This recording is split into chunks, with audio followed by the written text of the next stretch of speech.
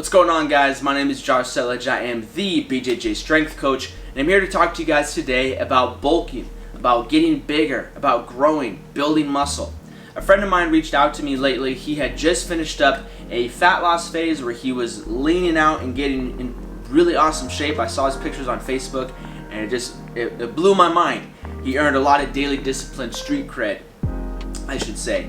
And he's looking great, and he's doing awesome. He lost about 20 pounds, but now he said he's ready to start packing on more muscle. He wants to get a little bit bigger, and so he reached out to me on some tips for bulking. So I told him I'd film this video for him and I'd share it with you guys as well. Here are my tips for bulking or getting bigger, increasing muscle mass, and just being a bigger, more jacked athlete, a more jacked wrestler in a singlet.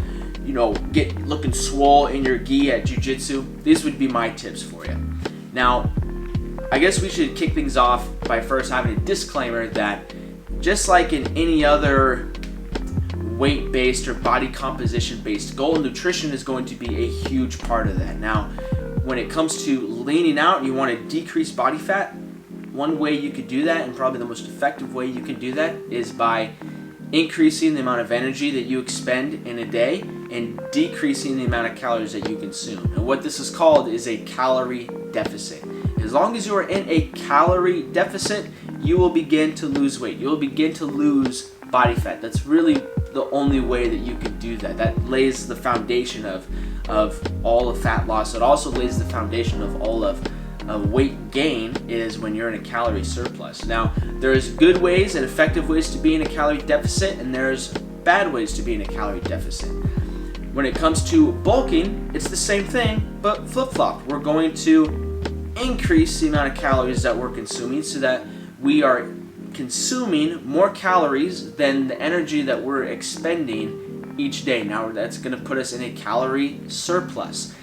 When you are getting ready to go through a bulking phase, one thing I suggest for all of the athletes that I work with is that if they're not tracking their macros and they're not tracking how much food they consume each day to start, I have them start with 1 week where they track everything they eat for the entire week.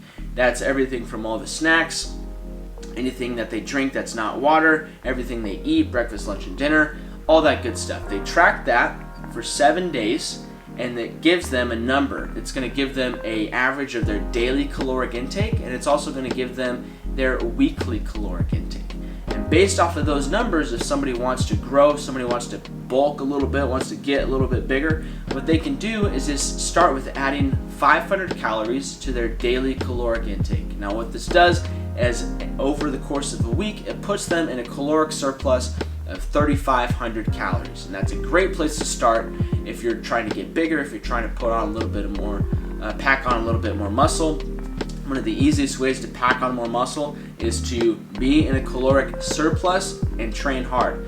Now, how you break up those 500 calories is going to be up to you. However, there are some guidelines that we should talk about so that you can maintain the highest quality of performance that you can have both on the mat, in the wrestling room, and in the gym. When it comes to how we're going to break up your macros if you're looking to bulk for the next couple of weeks, let's start with protein. Keep protein to about 1 gram per pound of body weight. When it comes to your carbohydrates, if you really enjoy carbs and you'd rather have carbs be your main source of fuel for your workouts, start with about 2 grams of carbohydrates per pound of body weight. And then when it comes to your fat intake, your total calories from fat, just keep that under 10% of your total daily caloric intake. So that's going to change for everybody. So for myself, for me, I'm kind of in a bulk right now, and so that looks like about I prefer to have a little bit more protein than just 1 gram per pound of body weight, so I have closer to 200 grams of protein each day, and then I have anywhere between 300 to 350 grams of carbs per day, and then my fat intake is just under, I try to keep it under 90, and that's how I break it down for myself. How you break it down for yourself may be different, but that is a great place to start. That will help you. They'll help put you in a 500 calorie caloric deficit. Now those numbers that I gave, those are just starting numbers. You don't need to follow those to a T. You still need to be in a caloric surplus to bulk. If for whatever reason those numbers don't put you in a caloric surplus, then you need to add more calories so that you are in a caloric surplus at the end of the day.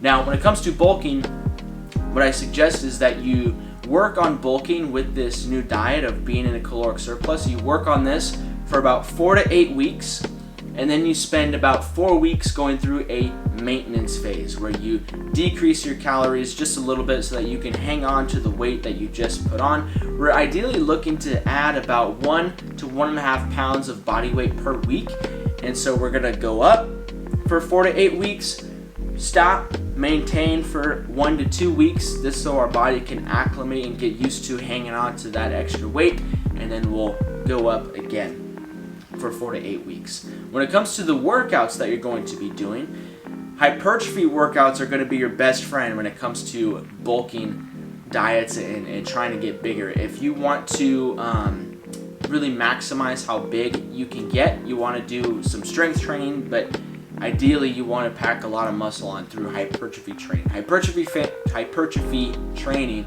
all that means is that the muscle size, you're trying to get that to be bigger. And that's having bigger muscles provides a bigger foundation for you to have stronger muscles.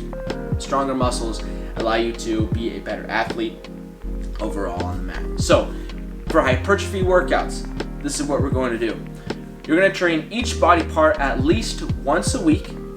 You're going to do 4 to 5 exercises per body part, and for each exercise you want to pick something that you can do that's decently heavy for 8 to 12 reps or so, depending on the body part. Now, some body parts do respond better to rep ranges of 15 to 20. Some respond better to rep ranges of 6 to 8. But for starters, not to make things too complicated, 8 to 12 reps, 4 to 5 exercises, and you're going to do 3 to 6 sets for each exercise. Now, that could look like day 1, chest and back, day 2, hamstrings, day 3, shoulders and arms, day 4, quads and calves, or however you want to break it up and divide your split up for yourself. I run a 4-day training cycle right now, or a 4-day split right now, and so for me, I break things up however I need to make that happen. You want to start your workouts with a heavy compound movement that's going to train a lot of muscles at the same time. So say we're doing chest and back. Your first exercise may be bench press and the bent over row, or bench press and a pull-up. Your next exercise may be something that's a little bit more geared towards an isolation exercise to target the pecs and either specifically the lats or maybe the rhomboids. So that could look like a incline dumbbell bench press and a lat pull down, or a V-bar pull down to really get a nice big stretch on the lats. And so that's how you're going to structure your workouts through this bulk. You're going to do about 3 weeks where you're training pretty hard and you're trying to increase training volume and increase intensity every week. So if you did, say for one exercise, you did 3 sets in week 1, week 2, try to do 4 sets. Week 3, try to do 5 sets or maybe even 6 sets. 6 sets is really pushing it. On week 4, you're going to take a little bit of a deload. So you're just going to drop your sets down. So if week 3 was your most intense or hardest training week and you did 5 sets for a particular exercise, you're going to drop it back down to 2 to 3 sets on week 4, and you're going to use a little less weight. You're still training and you're still going to the gym with intent, but it's important to take a little bit of a deload so that your body can climb up a little bit, drop down and recover, and be ready to climb up a little bit higher the next couple of weeks. I hope you guys enjoyed this video. I hope you guys find these bulking tips helpful. If you have other questions related to bulking and how to get bigger for Jiu-Jitsu, get bigger and stronger for wrestling, just drop them in the comments below and I'd be more than happy to help you guys out. Catch you guys later. Peace.